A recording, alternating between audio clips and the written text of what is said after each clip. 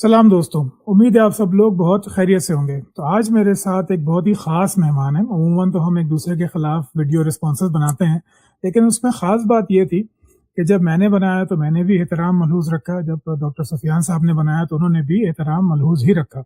कोशिश दोनों तरफ से ये थी कि अगले की बात को समझ के अपना मौक़िफ़ और ज़्यादा वाज़ेह किया जाए। तो ये वीडियो आगे पीछे चली रही थी। आपने भी काफ़ी मेरी वीडियोज़ देखी होंगी, सुफियान साहब की भी देखी होंगी। तो फिर मैंने उनसे गुजारिश की कि जनाब आप तशरीफ़ लाइए और बजाय इसके कि हम वीडियोज़ के थ्रू बात करें, हम फ़ेस टू फ़ेस बात करते हैं। मैं आपसे आपका मौक़िफ़ समझने की कोशिश करता हूँ। कुछ सवालात हैं वो आपके सामने पेश करता हूँ और उनके आप जवाबात दीजिए, ताकि अगर मैं आपसे मुत्तफ़िक़ ना भी हूँ तो भी मैं आपकी कम से कम ये दावा कर सकूँ कि मैंने उनकी बात समझ ली है, क्योंकि ज़रूरी ये होता है कि आप बात को समझें बजाय इसके कि आप उसका रद्द करें। सुफियान साहब, बहुत बहुत शुक्रिया अपने कीमती वक्त में से कुछ लम्हे निकालने के लिए। मैं जानता हूँ आप काफ़ी बिजी आदमी हैं। बहुत मेहरबानी फराज साहब, आपका भी बहुत शुक्रिया, और जो देख रहे हैं या देखेंगे उन सबका भी बहुत शुक्रिया, और अस्सलाम वालेकुम। जिस बात से आपने शुरू की वो मेरा बेसिकली कोर बिलीव है। मेरे लिए किसी इंसान की रिस्पेक्ट, उसकी डिग्निटी, उसकी इज्जत, regardless of their faith, colour, religion, nationality, मेरे लिए उनकी इज्जत बहुत इंपॉर्टेंट है। मेरे लिए ये चीज जब मैं डिस्कशन करता हूँ या कोई पॉइंट ऑफ व्यू रखता हूँ तो वो उस डिफरेंस ऑफ ओपिनियन के बेसिस होता है, ना कि ज़ात के बेसिस पे। तो मैं किसी की भी एहतराम करता हूँ, चाहता हूँ कि कोई भी शख्स एहतराम के बेसिस पे डिफरेंस ऑफ ओपिनियन रखे। वो नेचुरल है, डिफरेंस ऑफ ओपिनियन हो सकता है, और यही मेरा पॉइंट ऑफ व्यू है जो आपने स्टार्ट में मेंशन किया। मुझे खुशी हुई, मुझे आपसे बात करके खुशी होगी और खुशी हो रही। बहुत बहुत शुक्रिया जनाब। तो सुफियान साहब, पहले थोड़ा सा अपना तारुफ करवाइए कि आपका बैकग्राउंड क्या है, मतलब तालीम कहाँ तक पाई, घराना मजहबी था या नहीं था, और फिर मजहब की तरफ रुझान कैसे पैदा हुआ? मैंने अपनी इब्तदाई लाइफ, बल्कि in fact 30 years of my life यहाँ पे तरबेला कॉलोनीज हैं, राइट बैंक कॉलोनी है। ये बहुत बहुत ही डाइवर्स कम्युनिटी है। वहाँ पे मुस्लिम्स भी रहते हैं, नॉन मुस्लिम भी रहते हैं, पश्तून, पंजाब, सिंध, बलूचिस्तान, चाइनीज कुछ वक्त में रहे, तुर्किश कुछ वक्त में रहे, जर्मन कंपनीज ने वहाँ पे काम किया, और इवन हिंदू वहाँ पे आए हैं, वहाँ पे काम किया है। इस कॉलोनी में बहुत डाइवर्स कम्युनिटी होती थी। मैंने अपनी जिंदगी के 30 साल वहाँ पे गुजारे हैं, क्योंकि मेरे वालिद साहब वापडा में जॉब करते थे। वहाँ से स्टार्ट किया, स्कूल, कॉलेज, ये सब वापडा के अपने जो स्कूल कॉलेजेस हैं वहाँ से पढ़ा। फिर यूनिवर्सिटी के लिए आई साइंसेस चला गया। मेरा अपना एरिया जो है वो बेसिकली मैनेजमेंट साइंसेस है, और मैनेजमेंट साइंसेस में भी मार्केटिंग मेरी जो है वो स्पेशलाइजेशन है। और स्टार्ट से तो मुझे क्रिकेट का बहुत शौक था, तो मैं बस स्कूल, कॉलेज और क्रिकेट, एक टीम थी, ग्राउंड था वहाँ, बड़े अच्छे ग्राउंड हैं, दरिया किनारे ग्राउंड है। और अभी भी मुझे जो बहुत बड़ा अफसोस होता है अपनी इस एंगेजमेंट्स की वजह से, वो क्रिकेट का है। मुझे क्रिकेट बहुत पसंद है। अच्छा। तो मैं थ्रू आउट बैटिंग बॉलिंग दोनों करता था, और एक पूरी टीम थी हम लोगों की, हम मैच खेलते थे। वो एक्साइटमेंट जो मैं फील करता था, वो उसे मैं बहुत ज्यादा मिस करता हूँ। तो वहाँ पे अपॉर्चुनिटी थी, असल में बहुत जबरदस्त ग्राउंड्स थे, दोस्त थे सारे बचपन के।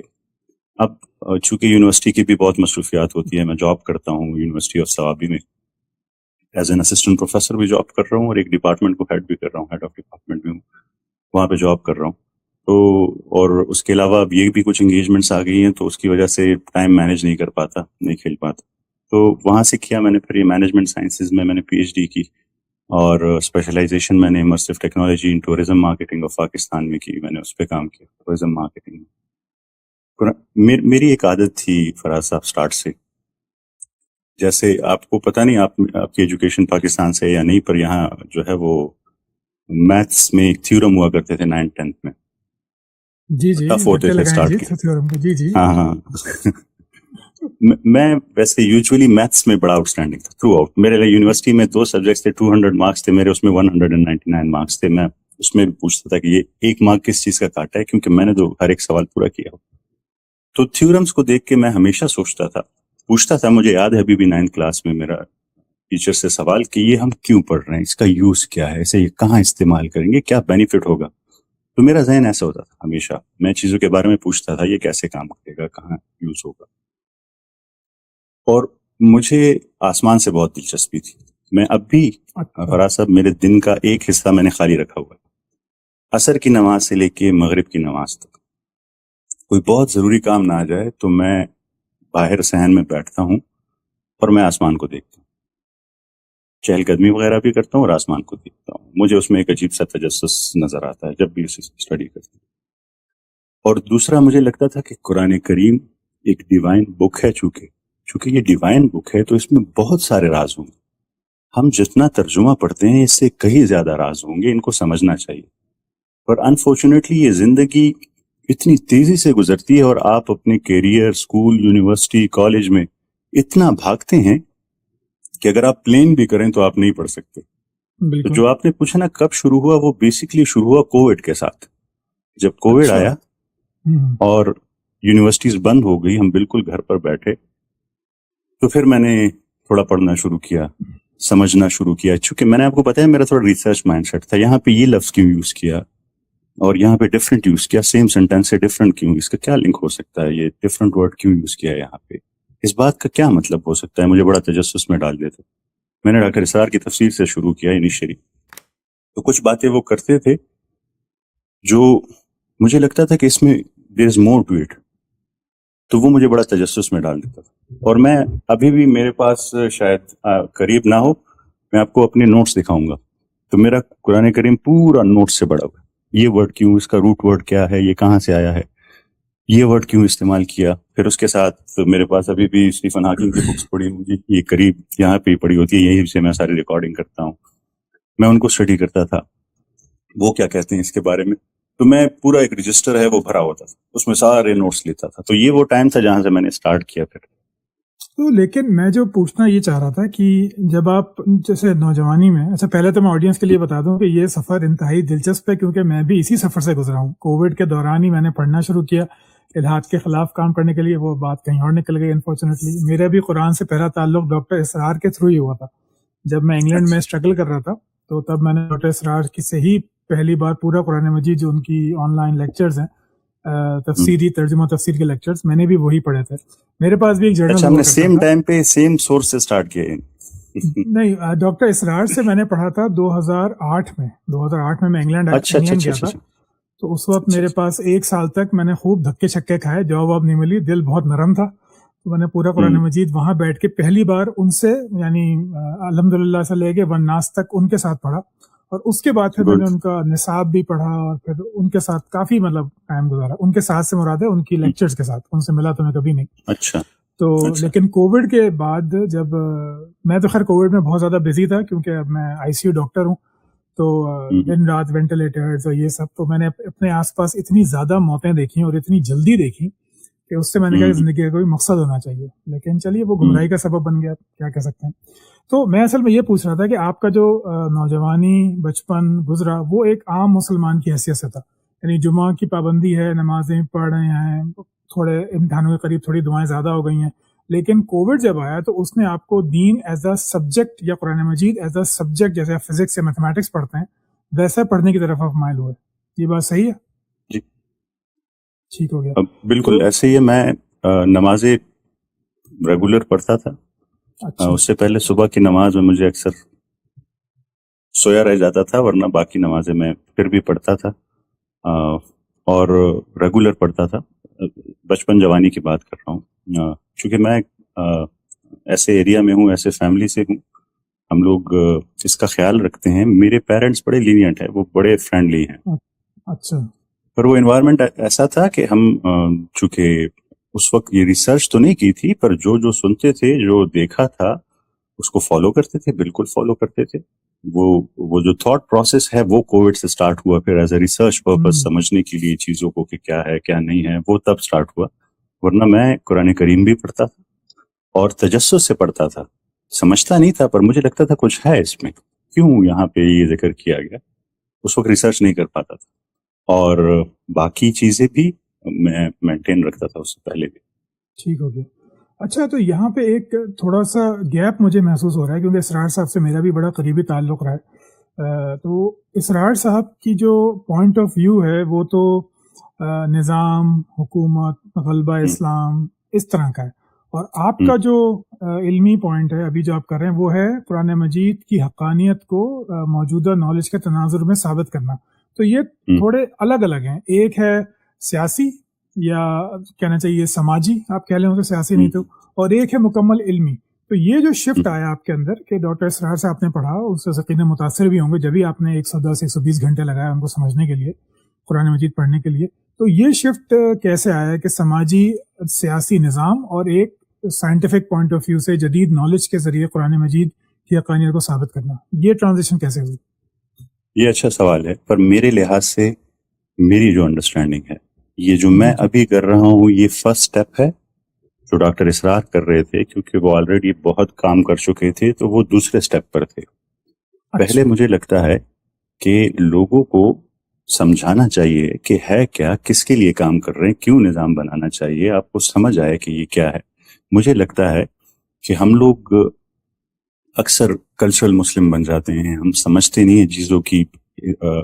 میں کہتا ہوں کہ وہ ایمان دل میں بھی اترنا چاہیے اور دماغ میں بھی اترنا چاہیے، دونوں میں اترنا چاہیے. تو میں ایسے کہہ لیں کہ میں ابھی پچھلے سٹیپ پہ ہوں ڈاکٹر اسرار سے. فرسٹ سٹیپ میں اسے لے کے چل رہا ہوں، تو وہ بنیاد بنا رہا ہوں، فاؤنڈیشن بنا رہا ہوں، اور اس کے بعد اللہ تعالیٰ کرے کہ ہم ایسا کام بھی کریں کہ جو وہ کام کر رہے تھے اس پہ جا سکے. پر یہ دس از دا فرسٹ سٹیپ. ٹھیک ہو گیا. تو ڈاکٹر اسرار کے علاوہ کوئی اور مفسر یا مترجم آپ کے پسندیدہ ہیں جن کا آپ پڑھتے ہیں؟ کیونکہ آپ کے چاہنے والے بہت ہیں، اگر ان کو آپ کا پتہ چلے کہ آپ کون سا ترجمہ تفسیر پریفر کرتے ہیں تو ان کو بھی فائدہ ہوگا. جی میں تو پھر ڈاکٹر اسرار کے بعد تو میں نے بہت ساری تفاسیر پڑھی. بہت مجھے ایسے لگتا ہے نا کہ ہر کسی کو اللہ تعالیٰ نے کسی خاص ایریا میں بہت زبردست نالج دیا تھا. ہر ایک انسان ہے، کسی میں لیگ کر سکتا ہے، کسی میں ایکسل کر سکتا ہے. جی مکمل. تو جیسے مجھے یو ایس میں نعمان علی خان صاحب ہیں، ان کا جو عربک کا نالج ہے، روٹ ورڈز کا نالج ہے، مجھے بڑا پسند ہے. اب تو میں خود روٹ ورڈز کو بہت ضروری اسٹڈی کرتا ہوں کہ روٹ ورڈ کیا ہے، کیا استعمال ہوا ہے. ترجمے سے زیادہ میں روٹ ورڈز کو فالو کرتا ہوں. پر تفاسیر میں نے پھر کافی ڈیٹیل میں بہت ساری پڑھی، انہیں سمجھنے کی کوشش کی. اور میرے لیے ایک بڑا امپورٹنٹ پوائنٹ آیا کہ ہم لوگ، میں ایز اے پاکستانی کمیونٹی بات کر رہا ہوں، کہ ہم لوگ صرف سائنٹیفک لحاظ سے نہیں، ہم عربک لحاظ سے بھی بہت کمزور ہیں. ہم لوگوں نے کبھی عربک کو صحیح معنوں میں سمجھنے کی کوشش ہی نہیں کی. اور جب آپ اسے سمجھیں گے تو شاید قرآن کریم کو آپ اور بھی بہتر طریقے سے سمجھ سکیں. بالکل. تو آڈینس کے لیے میں یہ بتا دوں کہ نعمان علی خان ایک نوجوان، اب تو خیر وہ میری عمر کے ہیں، لیکن جب وہ نوجوان تھے تو انہوں نے عربی کے اوپر بہت کام کیا. ان کا یہاں پہ ایک انسٹیٹیوٹ ہے البینہ، جہاں پہ وہ عربی کا کورس کرواتے تھے، ایک 8 مہینے کا ایکسٹینسو، اور وہ کلاسک تفاسیر پڑھتے بھی ہیں، پڑھاتے بھی ہیں. ان کے بیانات بہت موجود ہیں. صرف ایک نقصان یہ ہے کہ وہ انگریزی میں بولتے ہیں، ان کی اردو اتنی اچھی نہیں ہے، حالانکہ وہ پاکستانی ہیں. ان کی اردو میں بھی کچھ لیکچرز موجود ہیں. تو دیکھیں وہ بڑے آدمی ہیں بہت زیادہ، تو میری کوشش ہوگی کہ ان کو بھی میں لاؤں اس پوڈ کاسٹ پہ، لیکن ابھی اس میں تھوڑا ٹائم ہے میرا خیال ہے. کچھ کنٹروورسیز کی وجہ سے وہ ان کا عربک پروگرام تو بند ہو گیا ہے، لیکن اب وہ آن لائن البینہ پہ وہ پڑھاتے ہیں. اور میں آج بھی اس کا ممبر ہوں، یعنی آج بھی میرے پاس اس کی منتھلی ممبرشپ ہے. میں آج بھی انہیں سنتا ہوں. تو جو سفیان صاحب کہہ رہے ہیں 100% ٹرو، کہ جس طرح وہ عربی کو کھول کے وہ بتاتے ہیں شاید کم لوگ ہوں ایسے. میں تو نہیں جانتا اردو انگریزی میں کم سے کم کسی کو. ٹھیک ہے جی. تو اچھا، اب میں اس پہ بات کرنا چاہتا ہوں کہ آپ نے ڈاکٹر اسرار سے قرآن مجید پڑھا، باقی مفسرین بھی آپ نے دیکھا، وہ کون سا پوائنٹ تھا جہاں پہ آپ کو لگا کہ قرآن مجید کو سمجھنے، سمجھانے، حقانیت ثابت کرنے کا بہترین ذریعہ یہ سائنٹیفک پیراڈائم ہے؟ یہ ٹرننگ پوائنٹ کیسا ہے؟ کیونکہ ہماری جو تفاسیر ہیں وہ تو لکھی جاتی ہیں پرانے مفسرین کی آراء پہ، صحابہ کے آثار پہ، روایات پہ، یا بنی اسرائیل کی روایتوں پہ، بائبل سے. اس طرح کے کام ہوتے ہیں، جیسے معرف القرآن ہے، جیسے تدبر القرآن ہے، جیسے کہ تفسیر عثمانی ہے. تو یہ ٹرننگ پوائنٹ اردو تفاسیر میں تو نہیں ہے. کچھ باقی تفاسیر میں تو ہے، اردو تفاسیر میں نہیں ہے. تو آپ کو یہ بات کب محسوس ہوئی کہ مجھے اس لحاظ سے قرآن مجید کو کھولنا چاہیے لوگوں کے سامنے، اپنے لیے اور پھر لوگوں کے سامنے؟ اچھا دیکھیں، اس میں اکثر کہتا ہوں نا، دو طرح کا نالج ہے اس دنیا میں. ایک ایکوائرڈ نالج ہے جو انسان حاصل کرتا ہے، ایک ریویلڈ نالج ہے جو اللہ تعالیٰ کی طرف سے آیا ہے. بالکل. تو میں یہ اکثر کہتا ہوں کہ میں ایکوائرڈ سے ریویلڈ پر نہیں گیا. میں نے جب آپ کو کہا قرآن کریم کی میں نے اسٹڈی شروع کی، سٹارٹ میں نارمل نوٹس لیتا گیا، سوال ابھرتے گئے، اپنے پاس نوٹ کرتا گیا، جو جو سوال آتے تھے نوٹ کرتا تھا. پھر عربک روٹ ورڈ سے سمجھنا شروع کیا. تو وہاں سے مجھے اندازہ ہوا کہ اللہ تعالیٰ ہم سے چاہتے ہیں، کیا چاہتے ہیں ہم سے اللہ تعالیٰ. یعنی آپ کو پتا ہوگا سورہ بقرہ کی 164 نمبر آیت میں بڑا ڈیٹیل سے بیان کرتی کہ بے شک آسمان اور زمین کی پیدائش میں، رات اور دن کے بدلنے میں، وہ کشتیاں جو پانی میں تمہارے فائدے کے لیے چلتی ہیں، وہ پانی جو ہم نے آسمان سے نازل کیا اور مردہ زمین کو زندہ کیا، وہ تمام چرند پرند جو اس زمین پر ہیں، یہ ہوائیں، یہ بادل، اس میں نشانیاں ہیں عقل والوں کے لیے، مسلمانوں کے لیے نہیں، مومنوں کے لیے نہیں، نان مسلم کے لیے نہیں. جو عقل استعمال کرے گا وہ اس آسمان اور زمین میں، وہ اس دن اور رات کے بدلنے میں، یہ چرند پرند میں، یہ پانی میں، یہ ہواؤں میں، بادلوں میں اسے نشانیاں ملیں گی. اور یہ ریپیٹ ہوتا رہا بار بار. تو مجھے اندازہ ہوا کہ ہاں اس میں تو بہت بڑی نشانیاں ہیں. اس سے ریلیٹڈ جیسے ڈاکٹر اسرار بیان کر رہے تھے کہ وہ ستارے جو پیچھے ہٹ جاتے ہیں اور چھپ جاتے ہیں اور بہت تیزی سے چلتے ہیں، تو میں کہتا تھا کیوں؟ سورہ طارق. جی نہیں، یہ سورہ تکویر والی آیت کی میں بات کر رہا ہوں، اچھا وہ جو قیامت کا ذکر ہے. جی فلا اقسم بالخنس الجوار الکنس، وہ آیت ہے، بہت زبردست ہے، مجھے بہت پسند. تو وہاں سے مجھ میں تجسس پیدا ہوتا تھا کہ کیوں. تو میں ایسے نہیں آیا کہ یہ سائنس سے اس کو، میں ایسا آیا کہ یہاں سے دیکھتا تھا تو سوال پیدا ہوتے تھے، تو میں ڈھونڈتا تھا. پھر جیسے میں ڈھونڈتا تھا تو مجھے جہاں سے جوابات ملتے تھے وہ میں کلیکٹ کرتا رہتا تھا، اور وہ مجھے اچھے لگتے تھے تو پھر میں کوشش کرتا تھا کہ شیئر کروں لوگوں سے.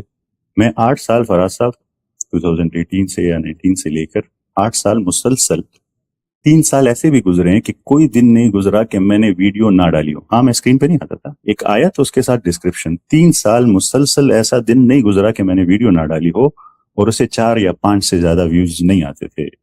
میری امی دیکھیے، ہاں روزانہ 3 سال مسلسل. 8 سال تو میں ڈالتا رہا ہوں، بیچ میں وقفہ آتا تھا، پر 3 1000 دن کے قریب ہو گئی ہے.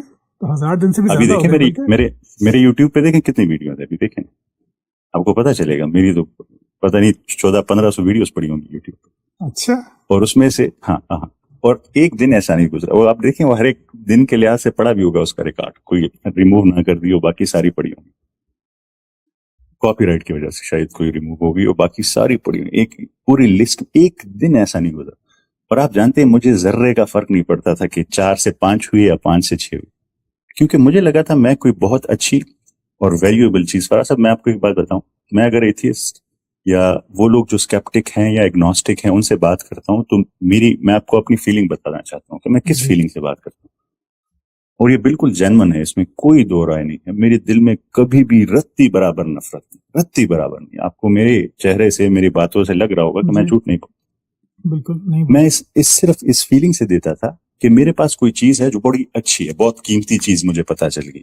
فراز صاحب کو پتا چلا بٹ کوائن اوپر جانے والا ہے، بہت بڑا فائدہ ہے، جو ان کے قریب ہے ان کو کہتا ہے کہ انویسٹ کر لو، بہت بڑا فائدہ ہے. کر لو. مجھے جنرلی لگتا ہے کہ یہ چیز قیمتی ہے تو میں شیئر کرتا تھا، چاہے وہ ایتھیسٹ ہو، ایگنوسٹک ہو، اسکیپٹک ہو، مسلمان ہو، جوان ہو، تو میں شیئر کرتا تھا. چونکہ کوئی مجھے جانتا نہیں تھا، کوئی کہتا تھا ہر روز ویڈیو ڈالتا جا رہا ہے، پتہ نہیں کیا شیئر کرتا جائے، اور ٹیکسٹ ہوتا تھا. جی 1500 ویڈیوز ہیں ابھی، میں نے آپ کا چینل کھولا تو اس پہ بھی فی الحال 1500 ویڈیوز ہیں. ہاں وہ 1 منٹ 2 منٹ میں نے جو سٹارٹ کیا تھا نا، وہ قرآن ڈیلی ڈوز تھا اس کا نام، کہ میں میں آپ کو بتا نہیں سکتا، میں 360 ڈگری پہ چینج ہو گیا، ایسے ہی جیسے کسی کو کوئی ویکسین لگ جاتی ہے چینج. تو میں نے کہا کہ یہ تو لوگوں تک پہنچانا چاہیے، یہ تو ان سے فائدہ ہوگا. تو میں ایک ویڈیو بناتا تھا 1 آدھ منٹ کی، اس میں آیت چل رہی ہوتی تھی، نیچے میں ڈسکرپشن لکھ دیتا تھا، مجھے لگتا ہے لوگوں کو اس سے فائدہ ہوگا، تو وہ میں نے اسپریڈ کرنا شروع کر دیا وہ میسج. ڈیلی ڈوز یہ آج بھی شاید آپ کے نام کے ساتھ آتا ہے، ڈاکٹر نام ابھی بھی ہے ڈیلی ڈوز، پر اب ڈیلی سے تھوڑا کیونکہ وہ میں ایک اچھا میں نے جو مائنڈ سیٹ سے سٹارٹ کیا تھا نا، وہ یہ سٹارٹ کیا تھا 2018 میں، ابھی نہیں. مجھے اس ٹائم اندازہ ہو گیا تھا کہ ہمارے لوگوں کا اٹینشن سپین بہت کم ہو گیا، تو میں نے ڈیسائیڈ کیا تھا کہ میں 1 منٹ سے 2 منٹ ویڈیو ڈالوں گا, اس سے زیادہ ویڈیو نہیں ڈالوں گا, تاکہ لوگ آسانی سے پڑھ سکے, اس کی طرف واپس آ سکے, تھوڑا تھوڑا ڈوز انہیں دیتا رہو. تو میں نے اس کے لحاظ سے سٹارٹ کیا تھا. آپ سوچیں, مجھے اکثر لوگ کہتے ہیں, مجھے اس دن کسی نے میسج کیا کہ سر میرا تو 4 مہینے ہو گئے ہیں اور میرے 300 فالوورز ہیں. میں نے اسے کہا میرے 8 سال 300 بھی نہیں ہوتے. 8 سال آپ نے محنت کی ہے. ہاں, مجھے فرق بھی نہیں پڑتا تھا. آپ نے ایک مقصد اپنا بنا لیا تو پھر سبسکرپشن, فالوورز, ویوز اس سے بے نیاز ہو گئے. مقصد میرا یہ ہے, اب بیچ میں جو ہو وہ ہو, اور نہیں ہو تو کوئی ٹینشن نہیں ہے. میرے لیے وہ کوئی معنی ہی نہیں رکھتا تھا. میرے لیے خوشی ہوتی تھی کہ جب 5 سے 6 ہو جاتا, میں نے کہا آج کسی نے پڑھا ہے, آج کسی نے ایکسٹرا دیکھ لیا ہے وہاں پہ.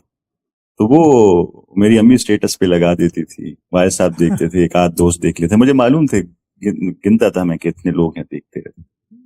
تو وہ تھا ایک کہ میں ایک اچھی چیز لا رہا ہوں, کسی سے شیئر کرتا ہوں, کسی کو اس کا فائدہ ہوگا. تو وہ پھر جب گروتھ تب آئی جب میں نے غور و فکر سیریز شروع کی, خود سکرین پر آیا, خود بات کرنا شروع کی. میں فراز صاحب, یہ ٹرانزیشن کیسے ہوا جب آپ نے چہرے کے ساتھ 2025 میں, یہ 2025 میں. ہاں اچھا, میں آپ کو 2025 میں تھرو آؤٹ اپنی یونیورسٹی میں بھی, پھر اس کے بعد یونیورسٹی آف سوابی میں بھی کوئی بھی انٹرنیشنل کانفرنس ہو, 8 سے 10 ہوئی ہے, وہ میں نے ہوسٹ کی ہیں, آرگنائز کی ہیں. کنوکیشنز ہوتے تھے تو میں اسٹیج پہ ہوتا تھا. تو میری ووکل سکلز اچھی تھی, وربل سکلز اچھی تھی اسٹارٹ سے. پر میں ایک فیلنگ تھی کہ یار جب تم خود سکرین پر آ رہے ہو, اس کا مطلب ہے کہ تم یہ شہرت بڑی خطرناک چیز ہے نا, انسان کو افیکٹ کرتی ہے. خواہ مخواہ انسان کے گول کو افیکٹ کرتی ہے. انسان بہت کمزور ہے, وہ نفس افیکٹ کرتا ہے انسان کو. بالکل. تو میں سوچتا تھا اگر تم آؤ گے تو یہ تم اس پرپس کے لیے آؤ گے. تو یہ 8 سال میں نہیں آیا. اور غور و فکر میں اس لیے ہے کہ پھر وہ 2 منٹ ویڈیو سے سیشن چینج ہو کر لوگوں کو سمجھانا تھا. اگر آپ آج بھی میری ویڈیو دیکھیں نا, غور و فکر کی پہلی قسط, تو وہ بنیادی سوال ہیں کہ میں کون ہوں, میری زندگی کا کوئی مقصد ہے یا نہیں ہے, فلسفی کیا کہتی ہے, سائنس کیا کہتی ہے, لٹریچر کیا کہتا ہے, کیا میری زندگی کا کوئی مقصد ہے, میں کیا کر رہا ہوں. جب یہ باتیں میں سوچا کہ اگر میں نہ ہوں تو یہ صرف آپ ٹیکسٹ کی شکل میں نہ بیان کر سکتے, اور نہ شاید لوگ ٹیکسٹ پڑھتے, نہ ویڈیو میں اسے بیان کر سکتا ہوں. اس کے لیے ضروری تھا کہ میں اسکرین پر آؤں. تو جب میں اس سے آیا تو اس پر کافی پھر چینج آیا, پھر افیکٹ آیا, پھر اس کی وجہ سے پھر آہستہ آہستہ بڑھنے لگے. پھر لوگ بیچ میں کمنٹ کرتے تھے. مجھے ایک بہت بڑا افسوس ہے, وہ افسوس یہ ہے کہ ہمارے لوگوں کو مناظرہ کہہ لیں اسے, یا ایسی باتیں پسند ہیں جب 2 لوگ ایگریسو ہوں اور سخت باتیں کریں. تو مجھے میسیجز آتے تھے کہ تم اگر اتنے عرفان خان ہو تو اس سے بات کرو, اتنے عرفان خان ہو تو اس سے بات کرو. میں نے ہمیشہ ایوائڈ نہیں کیا. میں جب بھی کسی سے بات کرتا ہوں, اب بھی کسی بھی ایتھیسٹ ہو, اگنوسٹک ہو, اسکیپٹک ہو, میں اسے پوچھتا ہوں کہ مجھ سے بات کرنے کا آپ کا مقصد یہ ہے کہ میں آپ کو غلط ثابت کروں اور آپ مجھے غلط ثابت کریں, اور میں کہوں کہ میں ٹھیک ہوں اور آپ ٹھیک ہیں. تو میں یہ ڈسکشن نہیں کرنا چاہتا. آپ ٹھیک ہے اپنی جگہ. اگر آپ کو لگتا ہے کہ ہم کچھ نالج شیئرنگ کر سکتے ہیں, مجھ سے آپ کو کوئی ایسی انفارمیشن مل سکتی ہے جو آپ کے لیے ہیلپ فل ہو, میں حاضر ہوں, میں آپ سے بات کر سکتا ہوں, کسی بھی ٹائم بات کروں. میرا یہ اسلوب ہوتا ہے, اور میں نے جن سے کیا آپ ان سے کنفرم بھی کر سکتے ہیں. میں ایک ہی سوال پوچھتا ہوں کہ ایسے کریں. تو اس لحاظ سے پھر وہ تھوڑا بیچ میں, ورنہ میرے صرف غور و فکر سیریز چل رہی تھی. پھر یہ میسیج آیا, پھر اس کے بعد کچھ کنٹیکس ہوئے, پھر اس کے بعد یہ سٹارٹ ہو گیا بیچ میں, اور پھر وہ ڈسکشن سٹارٹ ہوئی. ڈسکشن کے بعد مجھے میسیج بھی آتے تھے بڑے سختی سے کہ یہ تم کس طرح سے بات کر رہے ہو, اس میں تو جلال ہونا چاہیے, روب ہونا چاہیے, غصے سے ان سے بات کرنی چاہیے, کیوں ایسے بات کر رہے. تو میں انہیں ہمیشہ کہتا تھا کہ میں آپ کی مانوں یا قرآن کریم کی مانوں, جو قرآن کریم کہتا ہے کہ حضرت موسیٰ علیہ السلام کو جب فرعون کے پاس بھیجا تو کہا کہ نرمی سے بات کرنا, تو فرعون کہا اور یہ لوگ کہا, تو میں قرآن کریم کی مانوں یا آپ کی مانوں. تو میرا اسلوب شروع سے یہی رہا. تو یہ جرنی جب ابھی یہاں پہنچی ہے, ابھی اللہ تعالیٰ نے اب اس میسج میں برکت ڈال دی ہے, تو اب میرا میسج سپریڈ ہوتا ہے. ڈفرینٹ پوڈ کاسٹرز ہو گئے, ڈفرینٹ چینلز ہو گئے, میری اپنی سیریز ہو گئی, چینل جو میرے اپنے چینلز ہیں ڈفرینٹ پلیٹ فارمز پہ, تو میسج سپریڈ ہوتا ہے. پر میرا گول ابھی بھی وہی ہے. میں چاہتا ہوں کہ لوگ, جب میں نے قرآن کریم اسٹڈی کیا نا فراز صاحب, میں ایک بات آپ کو بتا, مجھے پہلے اس کا اندازہ نہیں تھا. کچھ باتیں ایسی تھی نا جس نے مجھے جھنجھوڑ کے رکھ دیا ہے قرآن کریم کے بارے میں, جو میں پہلے نہیں سمجھتا تھا ایز اے کلچرل مسلم. پہلی چیز مجھے لگتا تھا کہ قرآن کریم میں سوچنا نہیں چاہیے, اور بس جو ہے اسے فالو کرو ایز اٹ از. سوچنا نہیں, سوال کرنا نہیں ہے. انفیکٹ جب میں نے سٹارٹ میں یہ کام شروع کیا تو میں فراز صاحب چونکہ 4-5 لوگ دیتے تھے تو میں پھر یونیورسٹیز وزٹ کرتا تھا, اور اپنی یونیورسٹی میں میرا زیادہ بس چلتا تھا کیونکہ میں ڈائریکٹر اسٹوڈنٹ افیئرس تھا. تو وہاں پہ ہر ایک سیمسٹر جو پاسنگ آؤٹ ہوتا تھا نا, میں ہر ایک سیمسٹر کے پاس جاتا تھا اور ان کے سامنے بولنا شروع کر دیتا. کالجز جو میں تو اکثر لوگ کھڑے ہو جاتے تھے کہ یہ آپ کیا کر رہے ہیں, یہ اس کی تو اجازت نہیں ہے, آپ ایسا کیوں کر رہے ہیں. تو میں انہیں کہتا تھا کہ آپ کی مانو یا قرآن کریم کی. تو میں آپ کو بتانے والا تھا کہ قرآن کریم کی کچھ چیزیں آپ کو پتا ہے. قرآن کریم نے بدترین جانور, کتنا سخت ورڈ ہے, کتنا سخت ورڈ ہے, کس کے لیے استعمال کیا ہے؟ بدترین جانور, وہ گونگے بہرے جو عقل سے کام نہیں لیتے. یہ جب میں پڑھتا تھا یہ آیتیں تو میں حیران رہ جاتا تھا. جیسے میں نے آپ کو وہ سورہ بقرہ کی آیت بتائی کہ اس میں نشانی ہے عقل والوں کے لیے. سورہ ملک میں دوزخ والے سے پوچھا جائے گا کہ کس چیز نے تمہیں دوزخ میں ڈالا. آپ کو پتا ہے وہ جواب میں کیا کہیں گے؟ وَقَالُوا لَوْ كُنَّا نَسْمَعُ أَوْ نَعْقِلُ مَا كُنَّا فِي أَصْحَابِ السَّعِيرِ, کہ اگر ہم سنتے اور عقل سے کام لیتے تو ہم دوزخ والوں میں سے نہ ہوتے. تو جواب میں کہا جائے گا فَاعْتَرَفُوا بِذَنبِهِمْ, ابھی آپ نے اپنے اصلی گناہ کا اقرار کیا ہے. اتنا صاف صاف بیان ہوا ہے. پھر جب وہ حدیث میں نے پڑھی جو اس سے ریلیٹڈ تو مجھے اندازہ ہو گیا کہ یہ تو ہم لوگ جو غور و فکر ہے, میں نے پھر سیریز کا نام بھی غور و فکر اس لیے رکھا, جو سوچنا ہے, جو تدبر کرنا ہے, وہ تو ہم نے چھوڑ دیا ہے. اور وہ چیز تو قرآن کریم آپ سے بار بار مانگ رہی ہے اور بہت صاف بیان کر رہی ہے کہ آپ نے یہ کام کرنا ہے.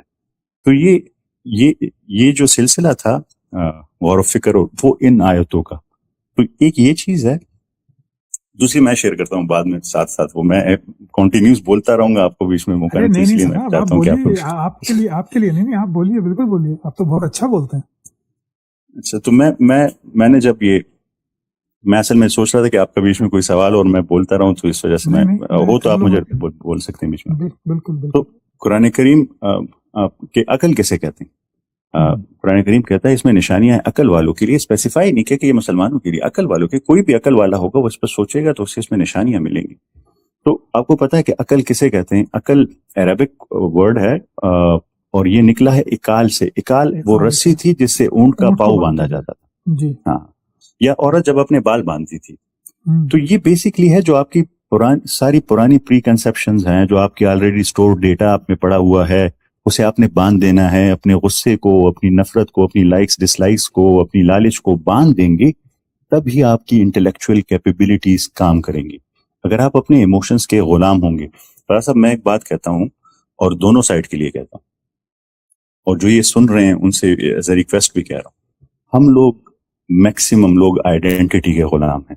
ہم اپنی آئیڈینٹی کو پروٹیکٹ کرتے ہیں. ہماری یہ ڈسکشن شروع ہونے سے پہلے ایک گروپ نے یہ ڈیسائیڈ کر لیا ہوگا کہ جو فراز صاحب کہیں گے اسے ہم نے غلط ثابت کرنا ہے, اور جو سفیان کہے گا اسے ہم نے غلط ثابت کرنا. ایک طرف یہ کہے, کیونکہ ہم لوگ آئیڈینٹی کو پروٹیکٹ کرتے ہیں. ہم سچ سننا ہی نہیں چاہتے. ہم چاہتے ہیں کہ جو میری بیلیوز ہیں, جو سچ ہے, بس میں اسے ہر حال میں پروٹیکٹ کروں.